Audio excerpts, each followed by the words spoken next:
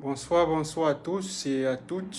Bonsoir aux chers abonnés de la page Jumanto.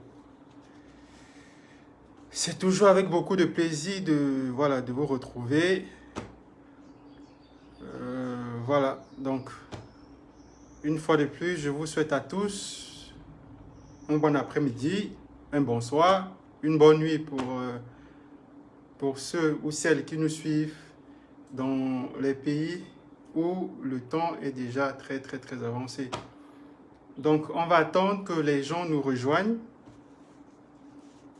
et que l'on lance le direct de ce jour que je veux un peu bref. Donc, on aura une heure très rapidement d'évoquer, n'est-ce pas, l'actualité qui est relayée sur ma page, sur mes comptes, depuis maintenant, je crois, 4 ou 5 jours environ.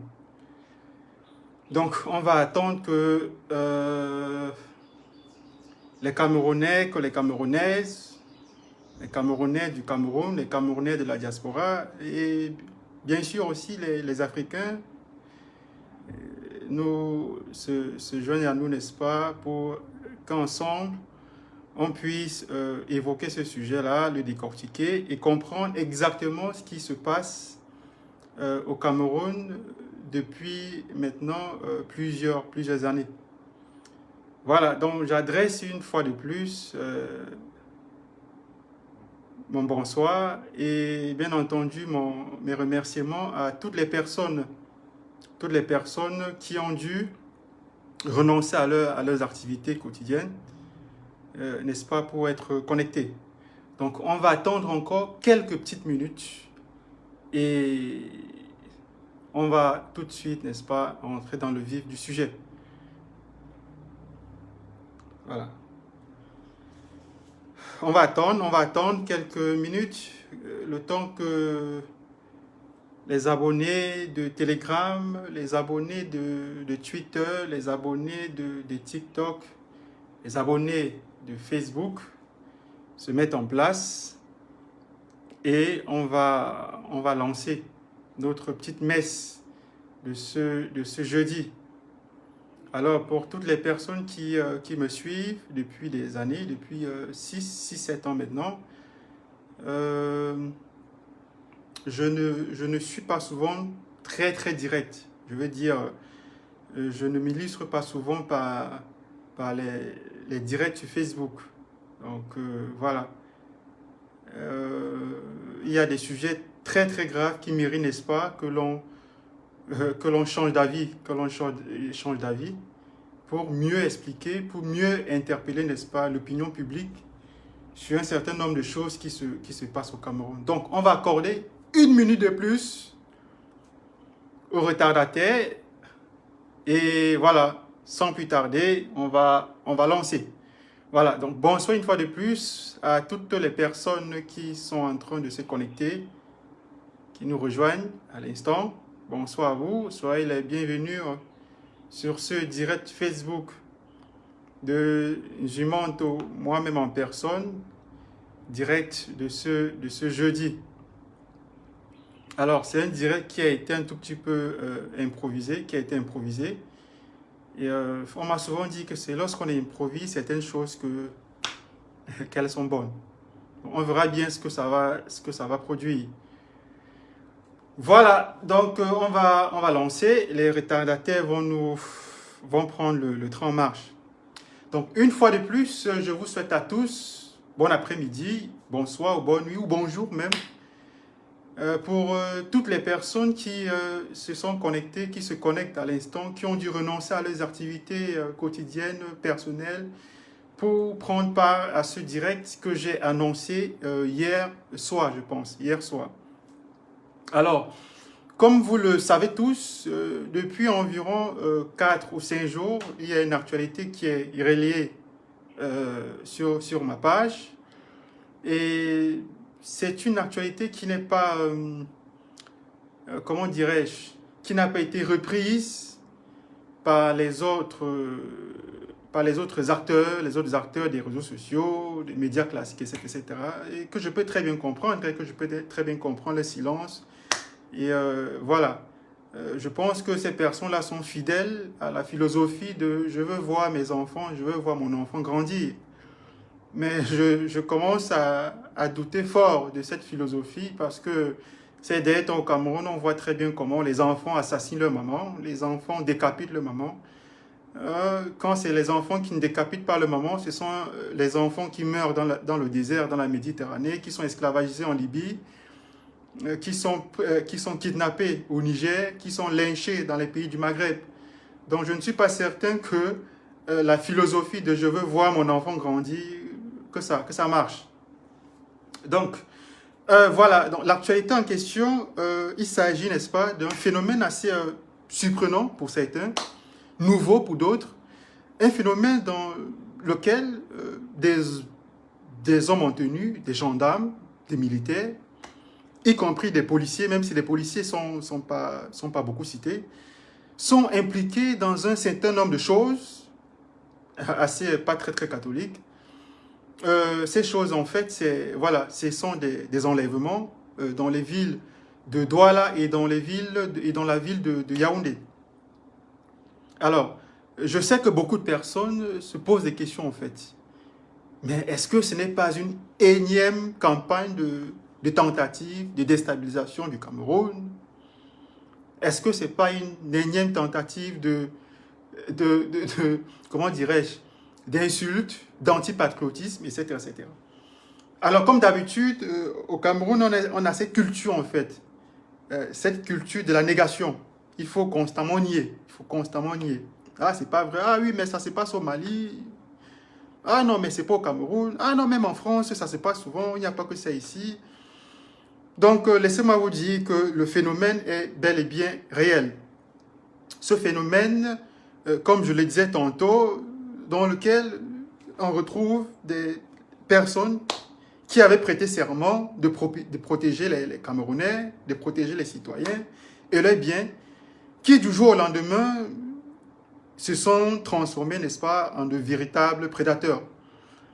Et à travers les différents coins des grandes villes du Cameroun, ils s'adonnent aux actes d'enlèvement et des demandes de rançon.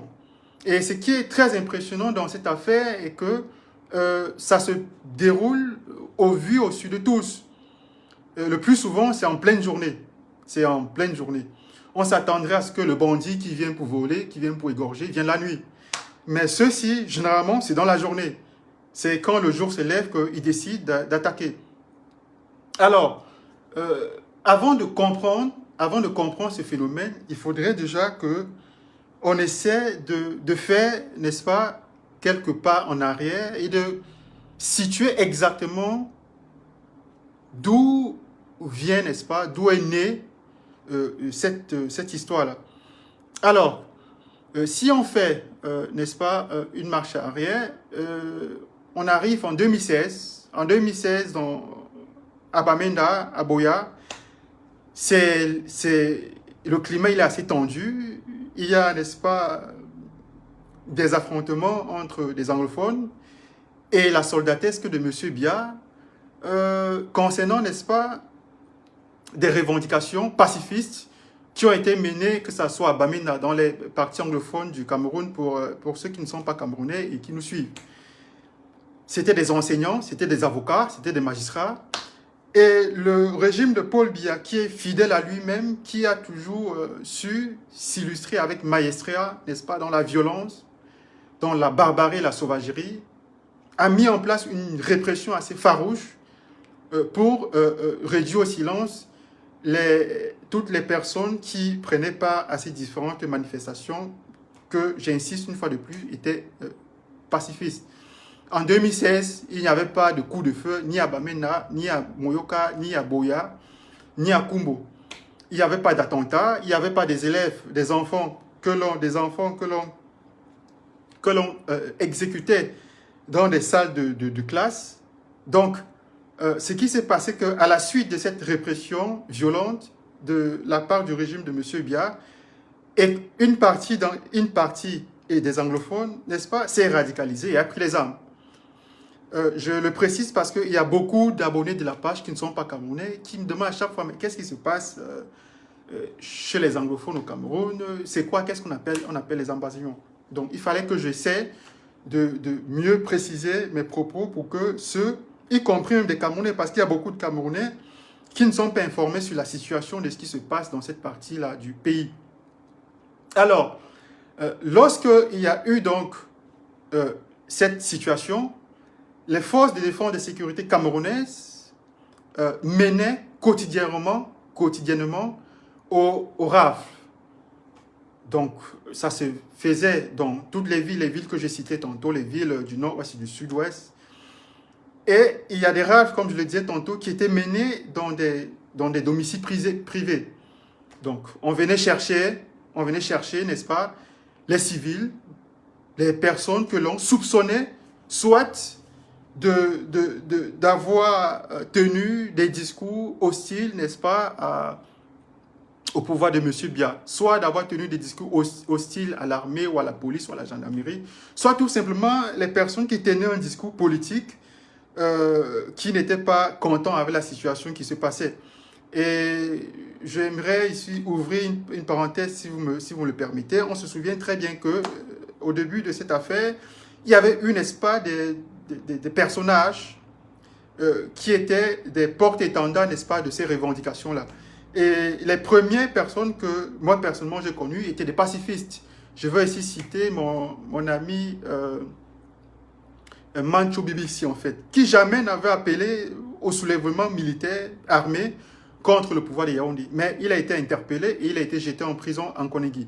Donc, du coup, quand les forces de défense et de sécurité menaient des opérations systématiques dans les domiciles privés, à Bamenda, à Boya, à Moyoka, etc., c'était, n'est-ce pas, pour identifier les personnes qu'on soupçonnait, n'est-ce pas, d'épouser l'idéologie de Mancho Bibixi ou de ses amis, qui voulaient, n'est-ce pas, que le Cameroun retourne au fédéralisme comme c'était le cas en 1961, 1972, 71. Donc, on a pourchassé beaucoup de personnes. Et je vais illustrer mon intervention par une vidéo, parce qu'il est très, très important que je reviens sur les faits. Je suis certain qu'il y a beaucoup de personnes parmi vous qui se demandent, mais quel est le lien? Quel est le lien avec les enlèvements des citoyens par des gendarmes, par des militaires, par des policiers à Douala, à Yaoundé, à Fumbo, à Bafoussam? Mais quel est le lien avec la crise anglophone? Donc, j'aimerais, si vous me le permettez, bien entendu, vous montrer une petite vidéo très rapidement et vous expliquer par la suite le lien qu'il y a entre cette vidéo et l'actualité que je relais depuis quelques jours sur ma page. Donc, je vous invite à regarder cette vidéo. Regardez vous-même.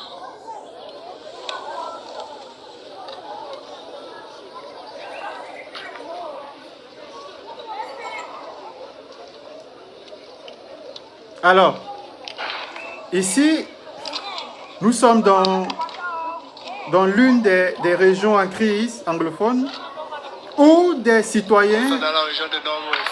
dans le nord-ouest bien entendu, La population est menacée où par les séparatifs. où des citoyens, n'est-ce pas, sont constamment...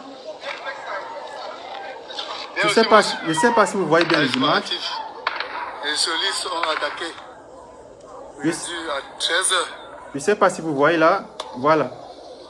Ils ont tenté de menacer la population. Voilà. Donc, il fallait que je vous montre. Alors, qu'est-ce qui se passait en fait? Il se passe que, pour être honnête, la vidéo n'est pas prise en 2016. Donc, je vous montre ce qui s'est passé déjà en 2016-2017. Donc, il y avait des opérations ainsi de l'armée qui étaient menées, soit parce qu'on suspectait une partie de la population de collaborer avec les séparatistes, avec les ambazoniens, soit on soupçonnait une partie de la population d'être hostile en fait à l'autorité qui est en place. Et il y a donc des campagnes de rafle qui étaient menées pour prendre tout le monde et mener des enquêtes pour savoir qui est-ce qui est impliqué, qui est-ce qui soutient, qui, etc., etc., etc. Et pendant ce temps, les militaires ou les gendarmes, ça dépend de là où ces personnes étaient amenées. Donc, pendant ces rafles comme ça, on demandait les pièces d'identité, ta carte d'identité, etc. On vérifiait ton identité. Et par la suite, ils demandaient à avoir accès à ton téléphone. Et lorsqu'ils prenaient les téléphones ou le téléphone de l'un de ces civils, et ils se rendaient compte que dans le téléphone, il n'y avait pas grand-chose. Il n'y avait pas de preuves comme quoi, voilà, il était proche des ambazoniens, des séparatistes, ou, n'est-ce pas, il avait eu à tenir, n'est-ce pas, un langage jugé, n'est-ce pas, hostile à l'endroit de l'autorité en place. Donc, ce que les militaires ou les gendarmes découvraient dans le téléphone, c'était des activités, entre guillemets, des activités illégales. Il faut savoir que cette partie les anglophones, une fois de plus, là, j'aimerais m'adresser aux abonnés qui nous suivent et qui ne sont pas camerounais. Les anglophones au Cameroun, culturellement, ils sont un peu proches du Nigeria. Que ça soit sur le plan culinaire, que ça soit sur le plan musical, etc. Donc, il y a une véritable proximité culturelle entre les anglophones du Cameroun et le pays voisin qui est le Nigeria. Donc, et tout le monde le sait qu'en Afrique de l'Ouest, il y a aussi un phénomène qui est très répandu, qui est le phénomène des scammers. En Côte d'Ivoire, on parle de brouteurs. Au Nigeria, ce sont des scammers. Scammer qui est un mot en anglais, voilà, qui veut dire escroc. Donc, on les retrouve, les scammers, on les retrouve au Nigeria, pays voisin du Cameroun, on les retrouve au Ghana, on les retrouve au Libéria. Dans les pays francophones de l'Afrique de l'Ouest, on les retrouve, comme je l'ai dit tantôt, en Côte d'Ivoire avec les brouteurs. On les retrouve au Burkina Faso, on les retrouve au Bénin. Donc, pour revenir, n'est-ce pas, à mon explication, donc, quand les militaires ou les gendarmes camerounais, une fois après avoir interpellé ces civils-là, cherchaient les preuves qui les liaient avec les séparatistes ou avec, n'est-ce pas, des individus qui appelaient à combattre l'armée, à combattre la police, etc. Quand ils ne trouvaient pas ce lien-là, quand ils ne trouvaient pas ces preuves-là, ils retrouvaient dans le téléphone de ces anglophones les traces d'activités illégales. Donc, il y a des anglophones qui, effectivement, faisaient du scam, qui étaient des scammers, c'est-à-dire, voilà, ils escroquaient sur Internet, les blancs, machin, trucs, etc. Et c'était devenu une opportunité pour ces gendarmes, pour ces militaires, de mettre en place, n'est-ce pas, d'organiser une campagne, une véritable campagne d'escroquerie. Donc, à toutes ces personnes qu'on interpellait, ah oui, on a vu, tu es un escroc, voilà, c'est vous qu'on recherche. Il faut 1 million de francs CFA pour te libérer. Il faut 500 000 francs CFA pour te libérer. Donc, et jusqu'à présentement, quand vous allez dans les brigades à Bamenda ou à Boya, il y a des anglophones qui sont comment dirais-je, qui sont agglutinés dans les cellules de ces brigades-là parce qu'ils sont soit accusés, n'est-ce pas, d'être des scammers, des scammers ou des scammers. Ça dépend, n'est-ce pas, ça dépend de la prononciation de chacun.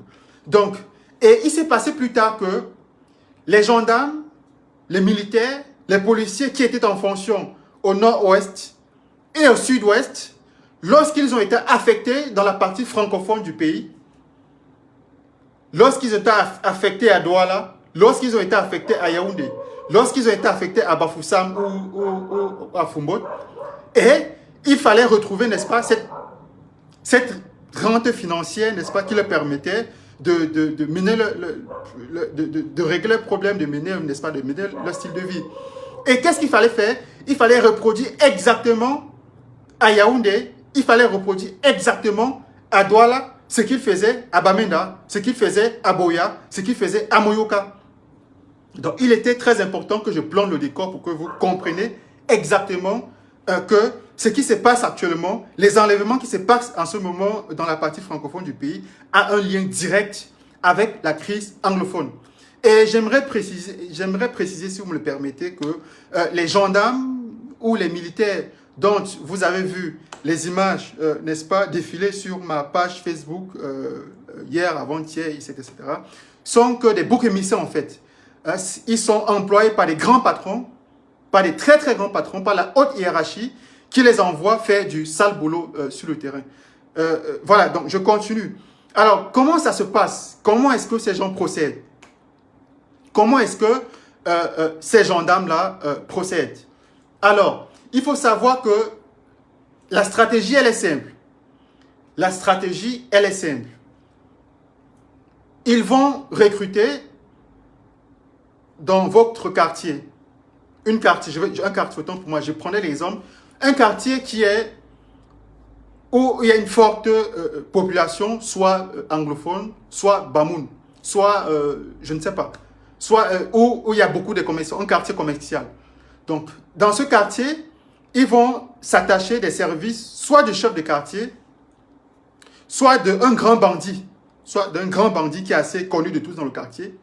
Et ce grand bandit ou ce chef de quartier, n'est-ce pas, vont leur fournir des indices. Ces indices, par exemple, ce sont vos amis avec qui vous marchez tout le temps pour aller boire, pour aller à la rue de la Joie, pour aller à l'église, pour aller à la mosquée, pour aller au terrain de football. Et ces indices ont, n'est-ce pas, pour mission d'identifier dans le quartier où vous vivez les personnes qu'ils jugent, qu'ils pensent être financièrement à l'aise. Et c'est ainsi que vous allez être ciblé en fait. Vous allez être ciblé par des policiers, par des gendarmes, par les militaires. Généralement, c'est des gendarmes. Les militaires sont plus à Niala. Les militaires n'agissent pas dans la journée. Je n'ai pas reçu jusqu'ici un témoignage d'un événement qui s'est passé en pleine journée. La plupart du temps, avec les militaires, ce sont les militaires qui sont à Niala. À Niala, parfois aussi à Yassa. Et qui attendent que la nuit tombe. Mais les gendarmes, dont la plupart sont de la deuxième région de Bonanjo, à Douala. Sur 20 témoignages reçus, 15 ont été victimes, n'est-ce pas, de ce qui se passe à Bonanjo, la deuxième région de Bonanjo. Donc, la haute hiérarchie de la deuxième région de Bonanjo va mettre sur place une technique pour enlever les Camerounais, pour enlever les habitants de la ville de Douala. Et ça ne se fait pas au hasard. Et comme je l'ai dit tantôt, là, ils recrutent des indiques. C'est ton client qui vient manger tout le temps dans ton restaurant qui en indique. Qui sait quel client fidèle vient. Quel client, quand il arrive, c'est une jolie voiture, est bien habillé. C'est ton employé que tu as, je ne sais pas moi, dans ton salon de coiffure, qui en indique. C'est le chef de quartier qui en indique.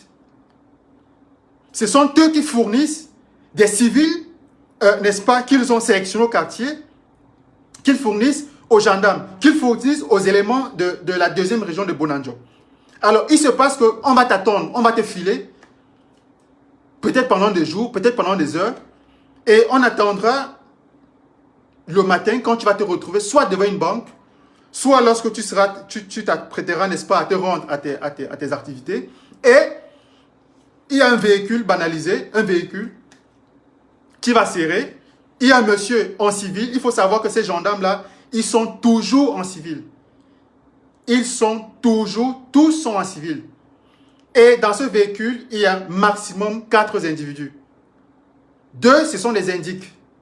Ce sont des civils. Ces indiques ont sur eux des menottes.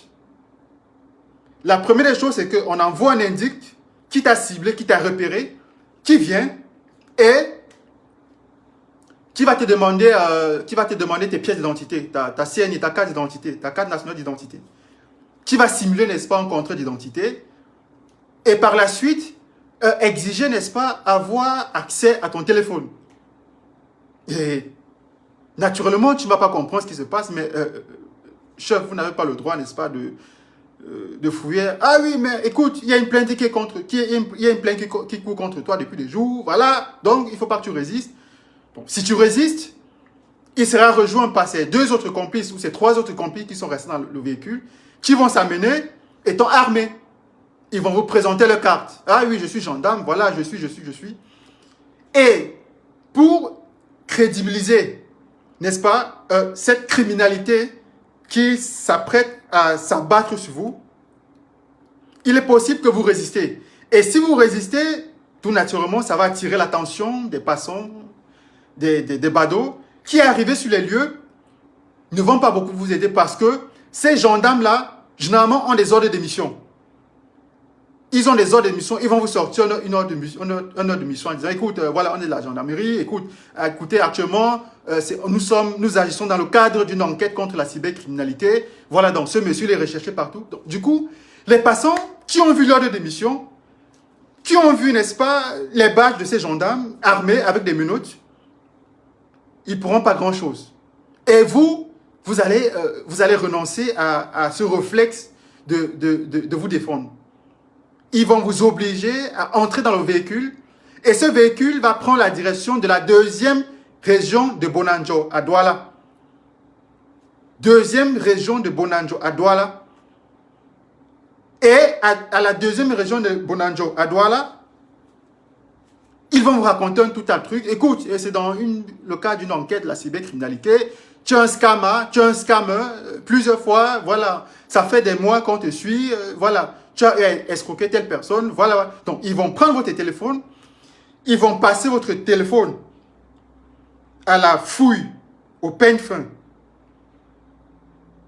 Tant pis pour vous, n'est-ce pas, si dans ce téléphone-là, si dans le contenu de votre téléphone, il y a des choses qui risquent vous mettre en situation difficile. Donc, ils vont faire tout en complicité avec tous les gendarmes qui sont dans la deuxième région de Bonanjo. Je dis bien tous. Tous. Donc, ils vont vous dépouiller votre téléphone, ils vont le prendre. Et là, ils vont exiger à ce que vous appelez un membre de votre famille pour payer entre 1 million et 4 millions de francs CFA. Il faut savoir que ça varie. Donc, quand ce sont des personnes qu'ils interpellent, des personnes qui ont des iPhone 13, iPhone 15, ils savent que c'est quelqu'un que financièrement, voilà, il est prêt. Donc, si on a pris quelqu'un qui est bien vêtu, qui avait une jolie voiture, qui sent bon, c'est 3 millions, 4 millions de francs CFA. Et cette stratégie également, il l'utilise avec vous qui êtes dans le commerce en ligne. Tous les Camerounais qui font de la vente en ligne, la vente de marchandises, de vêtements, d'articles en ligne, ces gendarmes-là vous contactent souvent en se faisant passer pour des clients. Je répète, ces gendarmes-là se font souvent passer pour des clients. Ils sont abonnés dans vos groupes WhatsApp.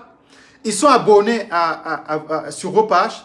Et à chaque fois quand vous publiez des articles qui sont liés, n'est-ce pas, à votre activité commerciale, ils vous guettent. Jusqu'au jour où ils vont prendre le numéro de téléphone que vous avez affiché pour votre commerce. Ils vont vous appeler en prétendant être un client qui a été intéressé par l'un des articles que vous vendez. Donc, ils vont vous donner rendez-vous. Et une fois que vous allez arriver sur place, ils vont se saisir de vous. Ils vont prendre votre téléphone. Et dans votre téléphone, dans vos groupes là où voilà, vous faites la promotion de vos produits, de vos articles, ils vont vous accuser d'être scammer. Oui, mais c'est quoi là? Qu'est-ce que tu vends là? Est-ce que tu sais que ça c'est interdit? Est-ce que tu sais? Et on vous enlève direction deuxième région de Bonanjo.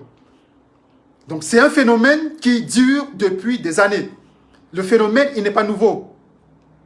Et là-bas, on va appeler votre famille, on va vous demander d'appeler votre famille pour demander 1 million de francs CFA, 2 millions de francs CFA, 3 millions de francs CFA. Et laissez-moi vous dire que parfois, lorsque vous êtes brutalement interpellé dans la rue, dans le véhicule où vous êtes retenu, ils vous contraignent souvent à débloquer votre téléphone, à décoder votre code, le code de votre porte-monnaie électronique, c'est-à-dire votre Orange Money ou bien votre MTN Mobile Money. Ils vont vider votre compte, le contenu de votre compte. C'est du gangstérisme, c'est du banditisme. Alors, la situation du Cameroun actuellement me rappelle celle d'un pays de l'Amérique du Sud, ou la situation de Haïti, que nous tous, nous voyons ce qui se passe. Parce qu'il y a un affaissement, il y a un pouvoir central qui est en place, corrompu, qui n'a plus le pouvoir, qui n'a plus la capacité de gouverner le pays. Et ça donne naissance, n'est-ce pas, à la mafia, une sorte de mafia, aux gangs criminels qui prospèrent et s'emparent, n'est-ce pas, du territoire, de certaines parties du territoire du pays. Ils s'infiltrent dans l'administration, ils s'infiltrent dans la justice, ils s'infiltrent dans l'armée, ils s'infiltrent dans la police, ils s'infiltrent dans l'administration en général. C'est exactement ce qui arrive au Cameroun parce que le Cameroun, il n'est plus gouverné depuis environ 5 ans. Et il y a donc ce gang-là, n'est-ce pas, qui prospère. Nous l'avons vu tout récemment encore avec l'affaire Martinez-Zogo, où ce sont des éléments de la DGRE, des services de contre-espionnage camerounais, qui sont partis enlever, kidnapper un citoyen et l'assassiner.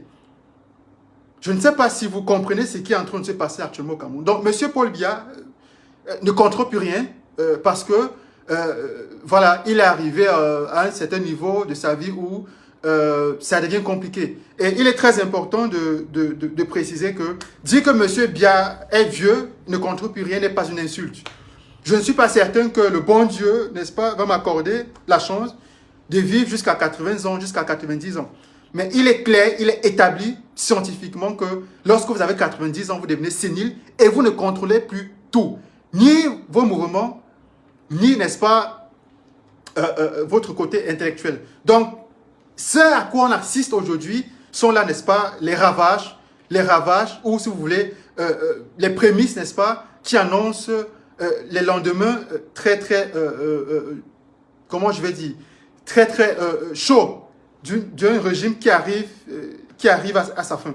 Donc, c'est exactement, n'est-ce pas, ce qui se passe à Douala avec cette histoire où des citoyens sont enlevés dans la rue au vu et au su de tous. J'aimerais ici, là, vous dire, vous alerter, j'ai fait ce direct, pas pour que le gouvernement de Yaoundé prenne ses responsabilités, parce qu'il est clair que cette affaire me rappelle un peu celle de l'affaire Bobda, où à un moment donné, la pression a été telle qu'il fallait sacrifier Bobda. Bobda qui était le bouc émissaire, qui était la face cachée, n'est-ce pas, comment dirais-je, la face visible, la petite face visible d'un iceberg enfoui, n'est-ce pas, dans les ténèbres. Donc, il y a beaucoup de personnes très influentes au Cameroun qui sont impliqués dans l'affaire Bobda. C'est pareil avec cette affaire où il y a des gendarmes. Aucun gendarme au Cameroun ne peut prendre l'initiative toute seule. Aucun militaire ne peut prendre l'initiative toute seule au Cameroun de se lever, d'aller dans la rue, de kidnapper des Camerounais, d'enlever des Camerounais, de les ramener, je ne sais pas où, à une brigade, à un commissariat et d'exiger des rançons aux membres de la famille de sa victime. Je dis bien aucun. C'est, n'est-ce pas, tout un schéma de gangstérisme, n'est-ce pas, de braquage, de criminels qui a été mis en place par des personnes haut placées qui jouissaient autrefois de la rente de la guerre anglophone lorsqu'ils étaient en fonction, que ce soit dans la région du nord-ouest, que ce soit dans la région du sud-ouest. Donc, une fois arrivés dans la partie francophone du pays, ils ont eu du mal à retrouver le mode de vie qu'ils avaient auparavant et ils ont dû développer de manière très directe cette entreprise de criminels qui s'est étendue désormais jusqu'à Yaoundé. À Yaoundé où des gendarmes, effectivement, si les quartiers où il y a une forte présence d'anglophones, de Bamoun. Donc, à chaque fois, c'est le même truc en fait. Quand on aperçoit un jeune qui est bien vêtu, qui a un iPhone, tout de suite, il y a un gendarme en civil qui arrive. Et parfois, ce n'est pas des gendarmes en civil. Parfois, ce sont des civils. Parfois, ce sont des civils qui sont recrutés par soit la brigade, soit certains gendarmes. Donc, ils travaillent ensemble. Ils sont recrutés. On met tout à leur disposition. On met des moyens logistiques. On met un véhicule à leur disposition. On met des menottes à leur disposition. On leur donne un ordre de mission qui vient et qui vous interpelle et qui vous oblige à dévorer votre téléphone et à avoir accès au contenu de votre téléphone. Donc, j'aimerais dire aux Camerounais ici qui me suivent cet après-midi de ne jamais accepter aucun gendarme dans ce pays, aucun militaire dans ce pays, aucun policier dans ce pays n'a le droit de demander à avoir accès à votre téléphone. Il n'y a qu'un juge ou un procureur. Je dis bien qu'aucun gendarme n'a le droit de vous obliger à lui remettre votre téléphone, à dévorer votre téléphone, à lui montrer ce qui se trouve dans votre téléphone. Il faut que vous connaissiez, il faut que vous appreniez à connaître quels sont vos droits. Ne l'acceptez jamais. Ne l'acceptez jamais. Et comme je l'ai dit, tout précédemment dans les publications qui ont été faites hier et avant-hier, désormais, il faut que vous soyez, vous les Camerounais, que vous soyez solidaires. Il faut que ce qui arrive à ton frère camerounais va t'arriver ce soir ou va t'arriver demain. Il ne faut jamais tenir les discours, ça ne me concerne pas. Ça n'arrive qu'aux autres. Il faut que les Camerounais apprennent à être solidaires. Il faut que le malheur de ton compatriote soit le tien. Il faut que les difficultés de ton compatriote soient les tiennes. Donc, quand vous sortez dans la rue et que vous croisez un Camerounais qui est en difficulté, qui se fait agresser, que ce soit par un malfrat, par un civil, vous devez lui apporter assistance. Lorsque vous sortez dans la rue et que vous voyez un Camerounais qui est en train d'être kidnappé par celui-là qui était censé le protéger, vous avez le devoir de vous interposer et de sauver ce Camerounais parce que demain viendra votre tour. Donc, il est très important que les Camerounais soient solidaires parce que désormais, dans ce pays, vous êtes seuls, vous avez été abandonnés à votre situation. On le voit tous les jours, tous les matins, avec une frénésie de violence, d'insécurité. Jusqu'ici, je n'ai pas vu, à moins que ça m'ait échappé, je n'ai pas vu une véritable initiative qui a été prise pour combattre l'insécurité, que ce soit dans les villes de Yaoundé, que ce soit dans les villes de Douala ou ailleurs. On ne le voit pas. Il ne se passe pas une journée sans qu'il y ait un cadavre, sans qu'il y ait un corps qui est retrouvé au milieu de la chaussée dans une rigole. Et quand on voit ce qui se passe, on a envie de se demander, est-ce qu'il n'y a pas un lien entre ces cadavres qui jonchent les différentes rues des villes camerounaises et ces gendarmes qui enlèvent, qui kidnappent des Camerounais contre des rançons? Et c'est une question qui doit vous interpeller. Et si vous me le permettez, me rappelle exactement ce qui s'est passé il y a de cela quelques mois du côté de Bamenda. Je crois du côté de Bamenda. Alors, si vous me donnez juste quelques secondes le temps de me retrouver, vous vous souvenez, il y a le 9 février, je crois le 8 février, il y a un sous-préfet qui avait été kidnappé par des ambazouniens. Et ce sous-préfet avait été kidnappé avec sa délégation. Vous savez, un sous-préfet dans cette partie du pays en conflit, c'est la manne qui tombe du ciel. Qu'un sous-préfet, qu'une autorité de ce calibre est enlevée par les séparatistes, par l'ennemi, je peux vous assurer qu'il n'y a pas de forte chance qu'ils s'en sortent. Mais curieusement, on avait découvert que ce sous-préfet, il avait été libéré et une partie de sa délégation, toute sa délégation qui avait fait l'objet d'un rapt également, une partie de cette délégation avait été assassinée et une autre retenue en otage. Et ceci avait titillé une partie aussi de l'opinion. On se demande, mais comment se fait-il que le sous-préfet qui a été kidnappé soit libéré, tandis que les membres de sa délégation, certains ont été tués et d'autres retenus en otage. Le doute s'était installé. Et je vais vous faire une confidence, si vous me le permettez. Alors, avant de continuer, j'aimerais vous rassurer ici que les fanatiques du régime trouvent souvent des raccourcis pour chercher à vous décrédibiliser lorsque vous dénoncez un fait au Cameroun.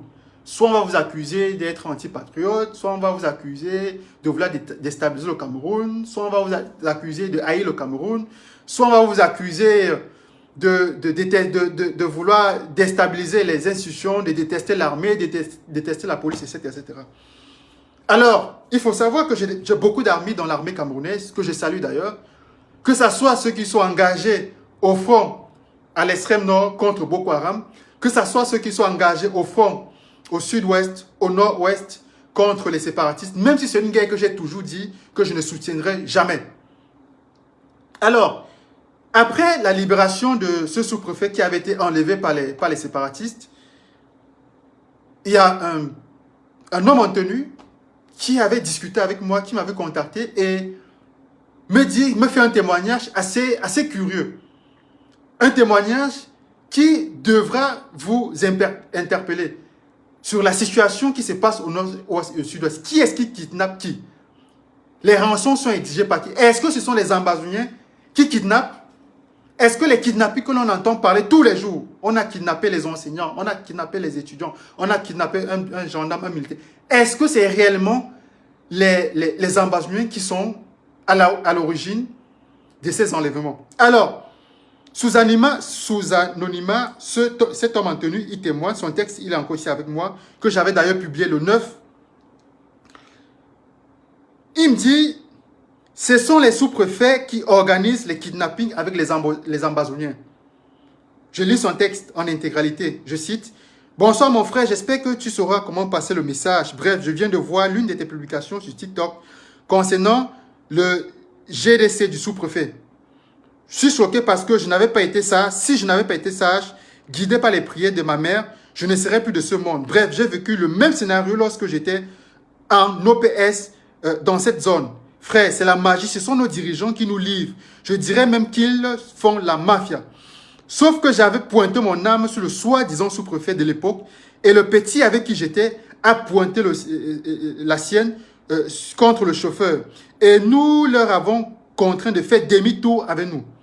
Pendant que nous étions en train de retourner, les gars étaient déjà en train de bloquer pour empêcher tout renfort qui pouvait venir nous secourir. Bref, qu'est-ce qu'ils font?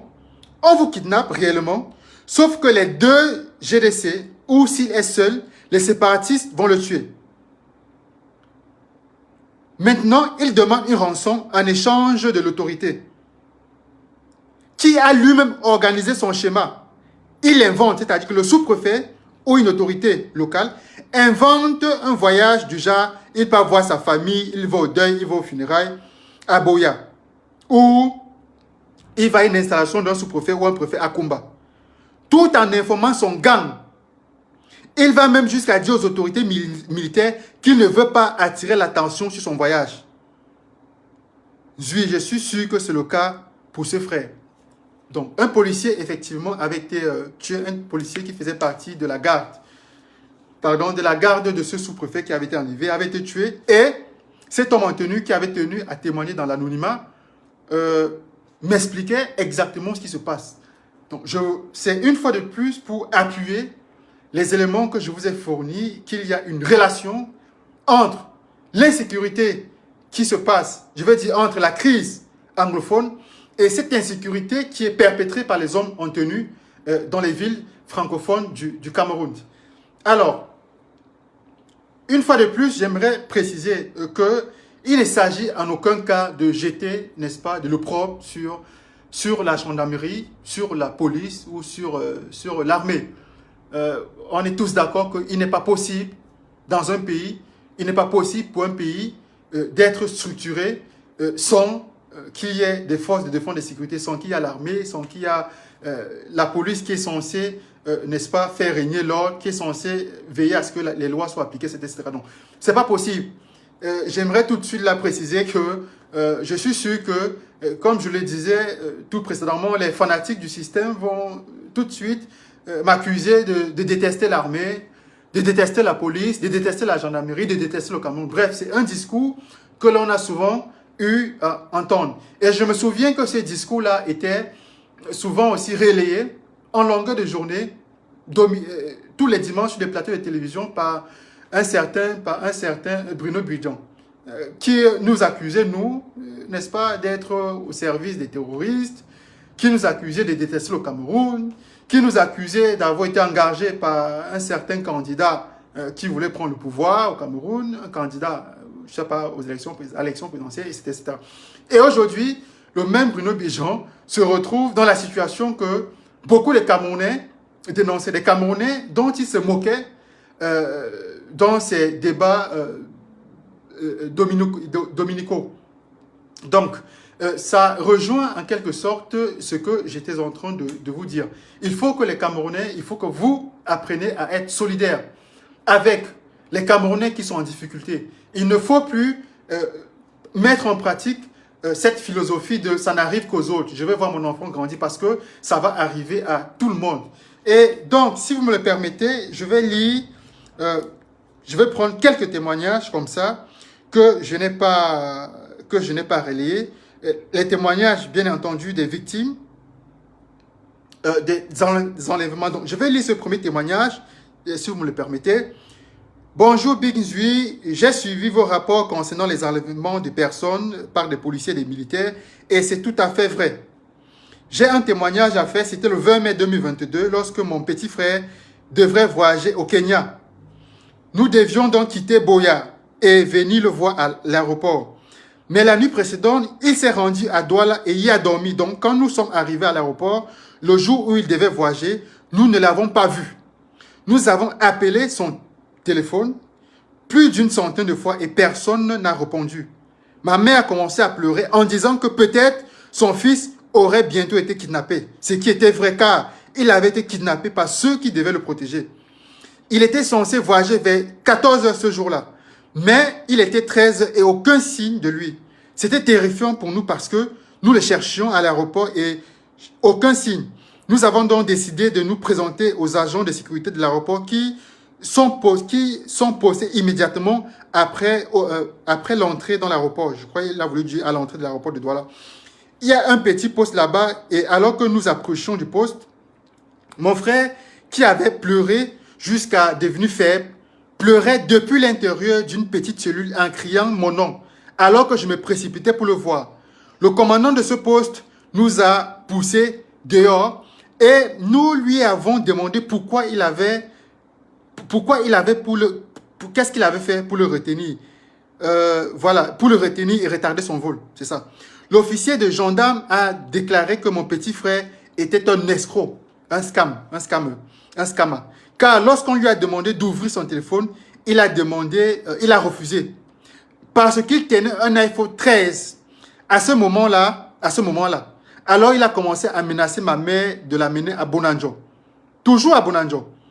Vous voyez qu'ils sont tous complices avec les policiers ou les gendarmes qui sont à l'aéroport de Douala. Et il a dit à ma mère qu'il ne voyagerait plus. Sinon, nous devions lui payer 1 million de francs CFA avant qu'il puisse quitter cette cellule.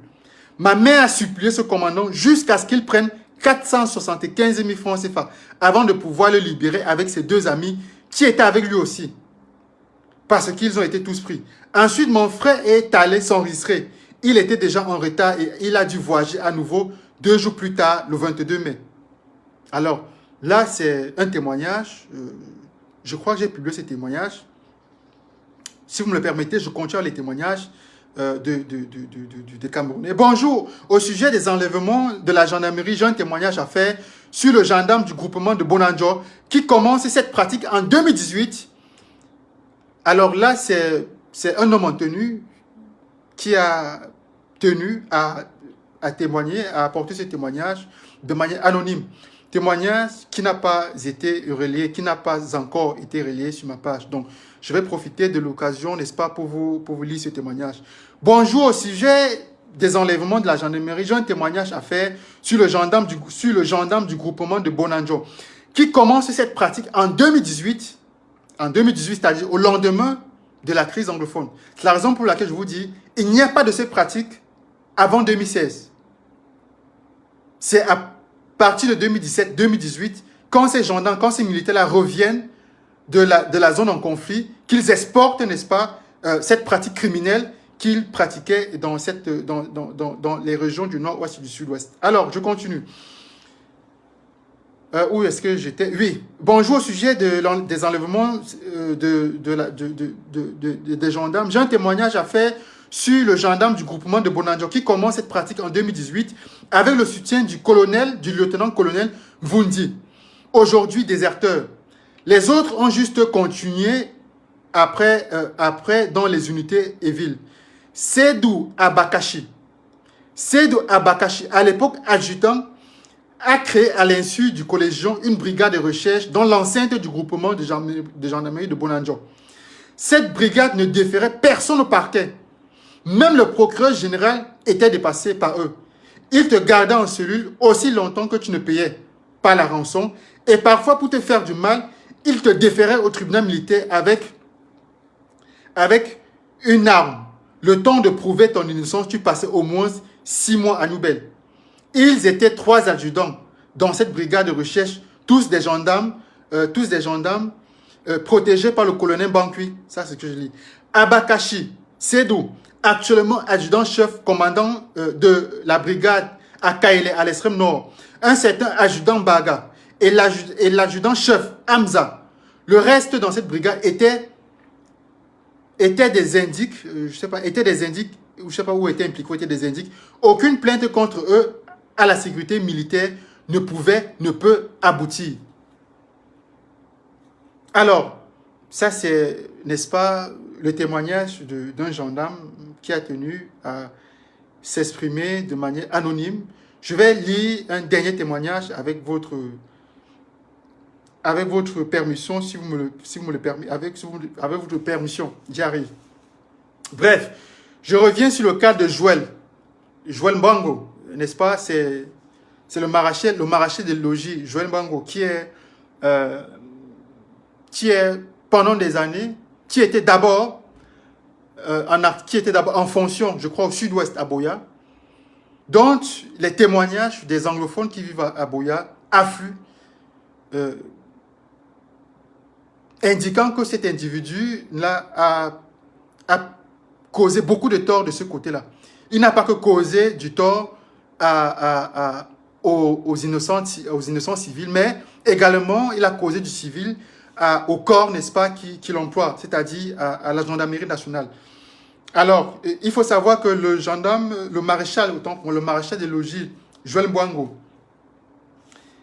s'il y a 10 victimes à Douala, à chaque fois, il y a son nom qui revient dans au moins 4-5 cas. Dans au moins 4-5 cas. Et même étant en ce moment en fonction à Douala, à la 2e région de Bounandjo, d'après ce que j'ai eu comme information venant de ses collègues, parce que j'ai eu des informations venant de là, d'après ce que j'ai eu comme information de ses collègues, il prend part chaque fois à des sorties il revient constamment, n'est-ce pas, du côté de Boya, avec la bénédiction de sa hiérarchie, du chef. C'est-à-dire qu'il est en fonction à la 2e région de Bounandjo. Quand il sent qu'il n'y a plus beaucoup d'argent, il n'y a plus beaucoup de personnes à rançonner, il va nuitamment à Boya, où il continue ses pratiques malsaines, où il enlève, où il kidnappe, avec bien sûr ses complices, il prend des rançons, et parfois il y a certaines victimes qui sont kidnappées à Boya et ramenées à la 2e région de Bounandjo. Alors, là, c'est encore un témoignage. Bref, je reviens sur le cas de Joël. Car parmi ces gendarmes qui enlèvent les citoyens contre de fortes sommes, Joël est le plus dangereux. Joël se déplace même parfois pour Boya, pour aller arrêter les gars et il les ramène à Douala. Je ne sais pas si vous comprenez la gravité en fait. C'est-à-dire qu'il va kidnapper les gens à Boya. Il les ramène à Douala, à la 2e région de Douala, où il y a des rançons qui sont demandées, où on te prend ton téléphone, où on te torture. Et j'aimerais ici préciser ce que j'ai dit, du moins ce qui a été relayé dans les différents témoignages, n'est-ce pas, qui sont apparus sur ma page Facebook. Alors, lorsque vous êtes conduit à la 2e région de Bounandjo, qu'est-ce qui se passe? Il se passe qu'on vous astreint à avouer, à déclarer que vous êtes un escroc, que vous êtes un scammer. Tout naturellement, vous refusez. Vous n'êtes pas un scammer, vous n'êtes pas un escroc.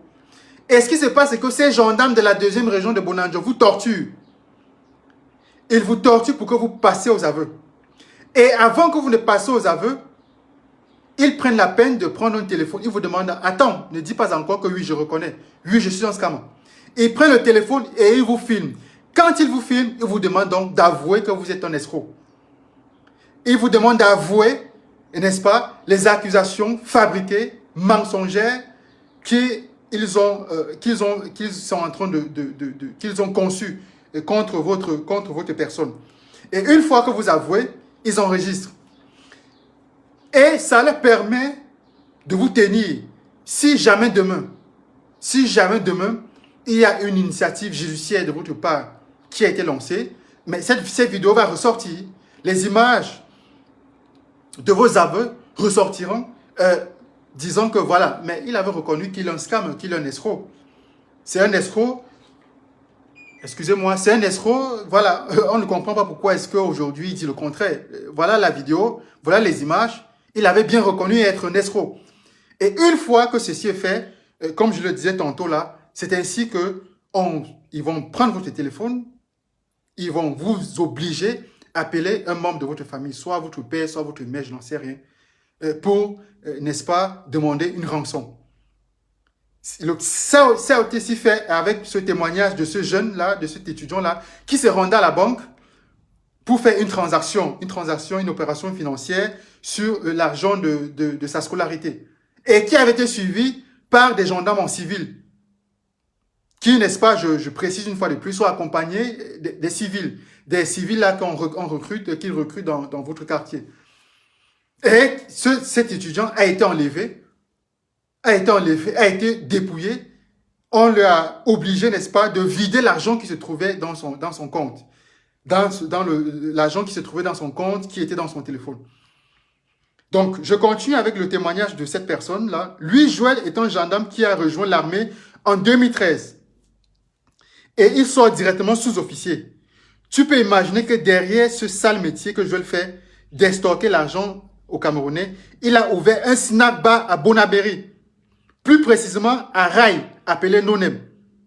Il a un deuxième bar à Niala, appelé Nonem. Donc c'est l'argent que le maréchal des logis Joël Boingo prend aux honnêtes citoyens. C'est l'argent, c'est les résultats, n'est-ce pas, de ces kidnappings, de ces rapts, de ces enlèvements, de sa criminalité que lui et ses collègues de la deuxième région de Bonanjo, n'est-ce pas, développe quotidiennement. Alors là, c'est le témoignage d'un gendarme qui a tenu, n'est-ce pas, ne pas être cité. Alors, je vais lire aussi un autre témoignage. Là, cette fois-ci, c'est le dernier, ça je vous le promets. Là, c'est du côté de Yaoundé. Bonjour grand, j'espère que tu te portes bien. C'est par rapport aux enlèvements par les gendarmes. Effectivement, c'est un phénomène qui se passe depuis et les gendarmes sifflent plus les anglophones. Là, nous sommes à Yaoundé. Il y a quelques semaines, nous étions à l'entrée Simbok, un soir pour prendre la moto et subitement, une moto venant du carrefour TKC a déposé 2 gars devant nous et quelqu'un en civil est sorti de nulle part déclarant à ces gars, vous êtes des scammers, vous avez la drogue, je vais vous amener. L'un des très agités s'était déshabillé pour prouver à la foule qu'il n'avait aucune drogue. Là, il parle de ce civil-là qui est accusé d'être un scammer et d'avoir la drogue. J'ai posé la question au monsieur de savoir sur quoi il se basait pour déclarer que ces gars étaient des scammers. Il m'a répondu qu'il n'avait pas de compte à me rendre et j'ai attiré l'attention des benskins, des motomanes qui étaient là, qui lui ont mis la pression aussi en lui disant « Gars, laisse ton modèle là, on te connaît déjà. » Le monsieur était de la gendarmerie de Mengdong et a appelé un autre qui est arrivé en tenue dans les secondes. Dans les secondes qui suivaient. Et c'est à ce moment que j'avais compris que c'était vraiment une mafia bien organisée. Ils ont voulu amener le gars et nous avons insisté, la population bien entendu, nous avons insisté qu'il ne va pas bouger. Qu'il fallait la présence d'un membre de sa famille. Après, il s'est éloigné, l'un des gars de la foule à son tour. Il nous a fait comprendre qu'il avait 5 000. Il s'en fait 5 000, comme le monsieur avait demandé 10 000 pour dormir la carte. Bon, là, c'est une expression au Cameroun. C'est-à-dire pour laisser la faire passer. Donc, je peux lire des témoignages, des dizaines. Ils ciblent, dans ces gendarmes-là, ciblent les motos des femmes, les scooters, surtout les jeunes de ce genre. Ils doivent être scams selon eux. Donc, vous comprenez la même stratégie qui est développée par ces gendarmes-là pour enlever les citoyens, les honnêtes citoyens. Donc, il y a l'apparence qui joue. Lorsque vous êtes un jeune, vous êtes dans une jolie voiture, vous êtes sur une moto, vous avez un téléphone luxueux, un iPhone, je ne sais pas trop quoi, et tout de suite, il vous approche. Il rôde dans des véhicules banalisés. Il vous cible. Là, c'est quand il s'agit de vous prendre au hasard. Et quand ce sont des sorties ciblées, comme je le disais tantôt, ce sont des indices qui sont chargés, n'est-ce pas, d'exécuter, de mettre en place la sale besogne.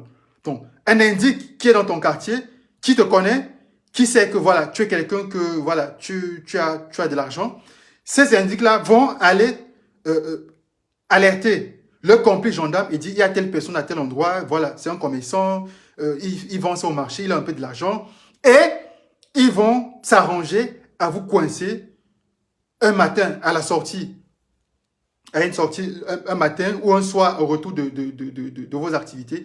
Et c'est là où vous serez enlevé, amené dans un commissariat ou dans une brigade et une somme d'argent, 1 million, 1 million 500, 2 millions jusqu'à 4 000. Ça dépend, comme je le disais tantôt, de votre statut.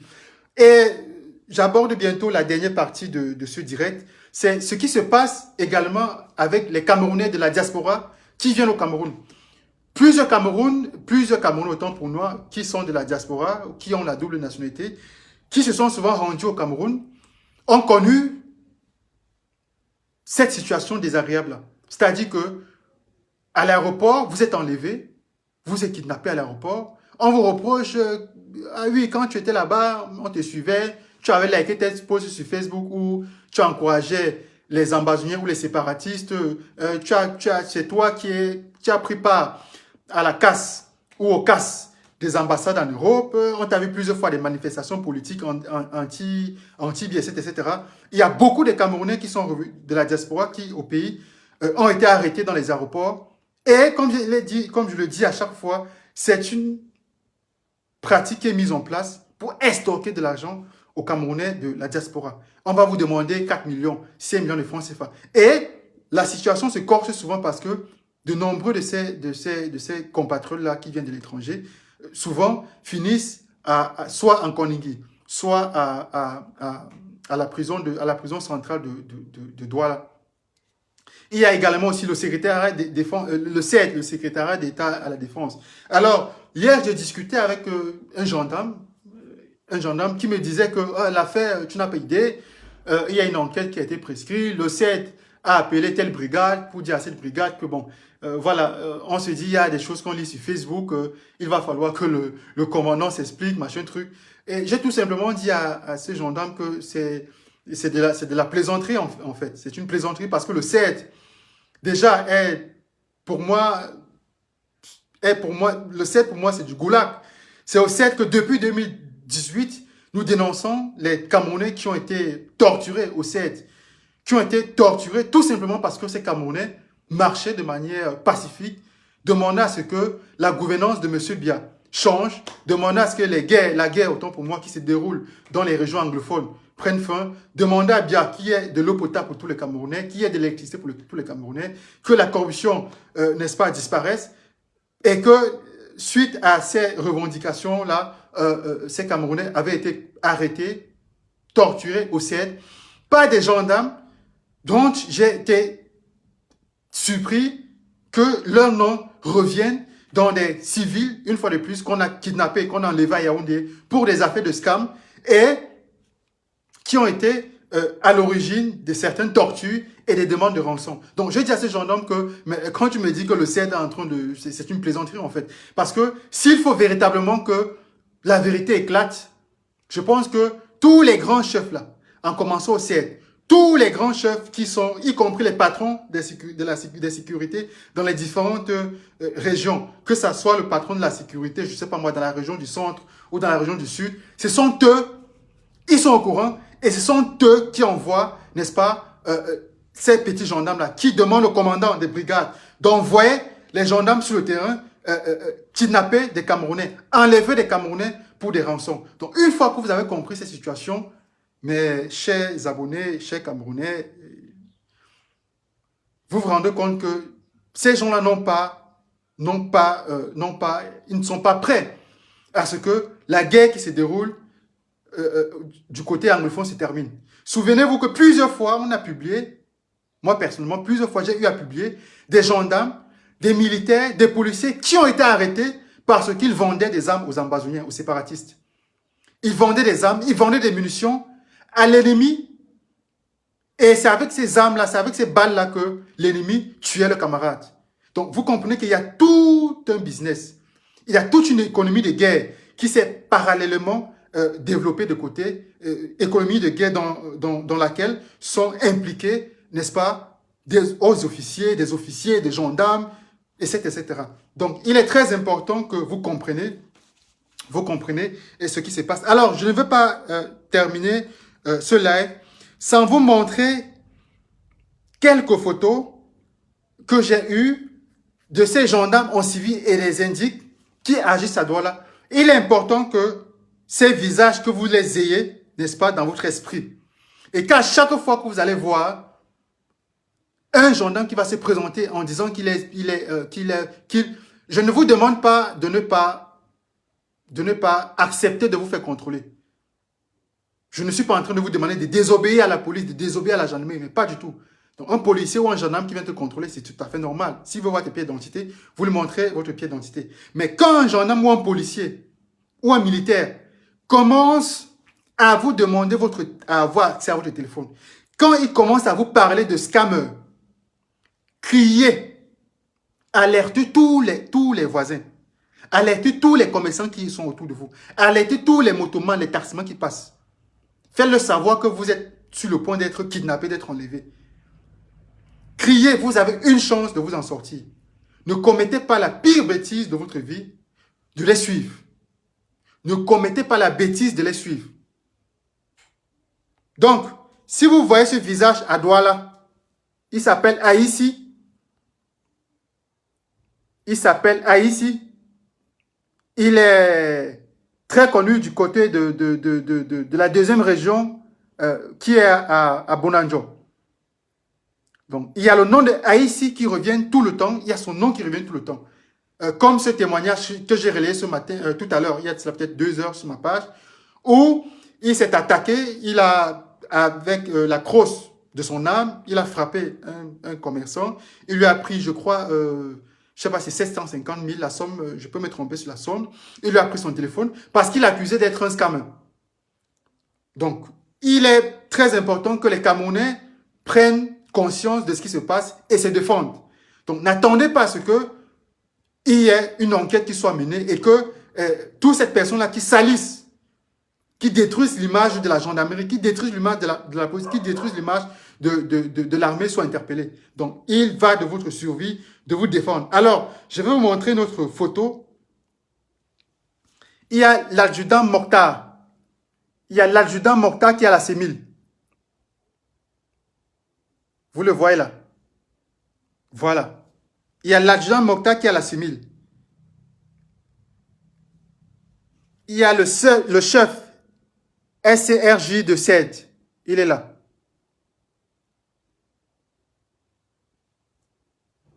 Voilà. Il faut que vous vous familiarisez avec ces visages. Il y a le gendarme Toti. Toti de son vrai nom, Vongo. Vongo, classe 2015. Vous voyez? Voilà. Alors, je vous montre ces visages-là. Là, c'est à Douala. Là, nous sommes à Douala. Je vous montre ces visages pour que... Il y a ce militaire de Tachinda qui, avec ses collègues, ont enlevé un Camerounais du côté de Niala, je crois, du côté de Niala, qui l'ont enlevé et qui l'ont dépouillé, et qui sont venus avec la même technique. Tu es un scammer, tu es un escroc, tu es recherché. Il est là. C'est lui là. Voilà. Donc, il y a Blaise, qui, d'après ce que j'ai appris, est un indique. Il est anglophone. Il est chargé, n'est-ce pas, d'identifier ses frères anglophones qui vivent à Douala. Et quand il identifie ses frères anglophones, il passe l'information aux gendarmes qui le ciblent et qui, un matin ou un soir, viennent l'interpeller en l'accusant d'être un scammer. Alors, il faut que vous voyez ces images-là et que vous preniez des dispositions pour vous défendre. Alors, il y a naturellement le maréchal des logis, Joël Bango. C'est Joël Bango là. Voilà. Alors, je ne terminerai pas ce direct. J'ai juste voulu attirer l'attention des Camerounais qui sont à Yaoundé, des Camerounais qui sont à Douala, qui sont à Bafoussam, qui sont à Boya, qui sont à Bamenda, qui savent exactement ce qui se passe parce que voilà, les populations de cette partie du pays-là en souffrent depuis des années. Alors, hier par exemple, on me disait que dans une brigade à Bamenda, la brigade, les cellules de la brigade sont débordées parce qu'il y a des cinquantaines d'individus qu'on accuse d'être des scammers. Alors, donc, il faut que les Camerounais, désormais, que vous soyez vigilants lorsque vous marchez, que votre entourage, là, que vous soyez informés de tout ce qui se passe, n'est-ce pas, autour de vous, dans vos fréquentations souvent qui hébergent des indiques, des personnes qui recueillent des informations vous concernant et qui vont les divulguer aux gendarmes. Il faut que les Camerounais soient solidaires, n'est-ce pas, lorsque vous êtes en présence d'un Camerounais qui est en difficulté, qui est victime d'injustice, que vous lui apportez votre aide, que vous lui apportez secours, que vous ne dites pas que vous voulez voir vos enfants grandir, que vous ne dites pas que ça ne vous concerne pas. Parce que demain ou ce soir ou après-demain, ça va vous concerner, soit ça va vous concerner, soit ça va concerner, n'est-ce pas, votre progéniture. Donc, il faut que vous organisez pour vous défendre. Donc, si dans la rue, vous voyez un individu en civil qui vous approche, qui vous demande votre carte d'identité, vous exigez d'abord, premièrement, que ce civil décline son identité. Est-ce que vous devez savoir à qui vous avez affaire? Est-ce que c'est un gendarme? Est-ce que c'est un policier? Si oui, il faut qu'il prouve qu'il appartient à l'un de ces corps. 2.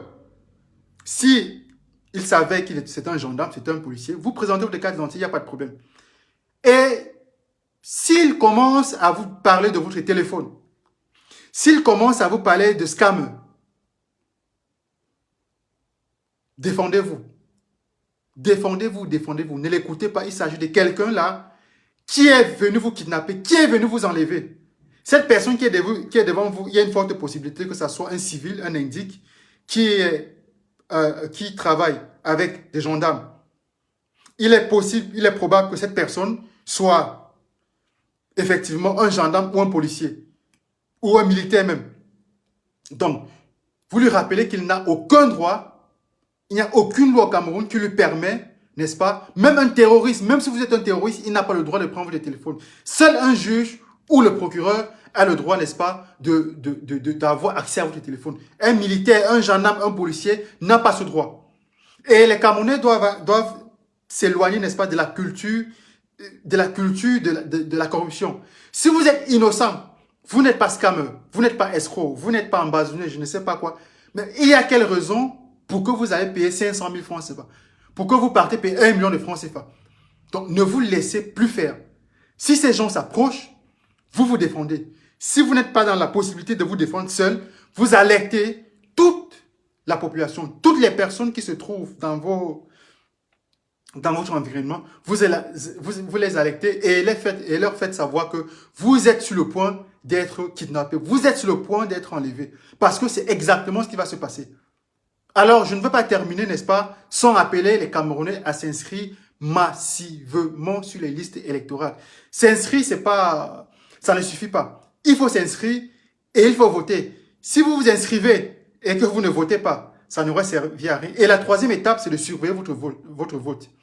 Donc, pour que ce pays change, pour que cette situation change, pour que ce pays qui n'est plus gouverné, ce pays qui est désormais entre les mains des bandes mafieux, des réseaux criminels, des gangs qui se sont formés dans la justice, dans l'armée, dans la police, qui vous kidnappent, qui sont à l'origine de l'insécurité dans les rues, ces personnes qui salissent l'image des institutions, l'image de la gendarmerie, de la police, du policier chez qui vous étiez censé comment dirais-je, vous diriger pour demander de l'aide. Qu'aujourd'hui, vous regardez un policier avec des yeux de faïence, que vous regardez un gendarme avec des yeux de méfiance, je pense que ça prouve que nous avons atteint un fond qui qui risque, n'est-ce pas, qui risque ne pas s'arrêter là. Donc, je vous invite à vous inscrire massivement sur les listes électorales et en 2025 ou avant à faire le bon choix. Pour que ensemble, n'est-ce pas, nous puissions, que chacun de vous, que ce soit vous, que ce soit moi, puissions apporter notre pierre à l'édifice, à la construction, à la renaissance du Cameroun. Donc, je vais clôturer ce direct que j'avais voulu court. Et là, je crois que je suis allé à plus d'une heure là. Voilà. Donc, pour terminer, pour conclure, une fois de plus, je vais me répéter que les Camerounais soient attentifs. N'acceptez plus qu'un gendarme, un policier, un militaire demande à avoir accès à votre téléphone.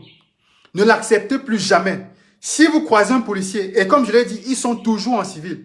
Ce ne sont pas des gens, ils ne viennent pas en tenue. Ce sont toujours des individus en civil. Alors, s'il y a un individu en civil qui s'approche de vous et qui demande à voir vos pièces d'identité, vous exigez en retour à voir, n'est-ce pas, à voir les pièces et pièces d'identité qui confirment qu'il appartient soit au corps de la police, soit au corps de la gendarmerie. N'acceptez plus que quelqu'un qui n'a pas décliné son identité demande à avoir accès à votre identité. N'acceptez plus qu'un individu demande à avoir accès à votre téléphone portable. Ne l'acceptez plus. Du moment où cet individu vous parle de téléphone portable, vous parle de scammer, sachez qu'il s'agit, n'est-ce pas, de soit un militaire, soit un gendarme, soit un policier qui s'apprête à vous kidnapper, vous amener dans une brigade, vous amener dans un commissariat et demander une rançon à votre famille. Sur ce, c'était ma dernière phrase, mon dernier mot. Je vous souhaite un magnifique jeudi et on se dit à la prochaine. Salut à tous.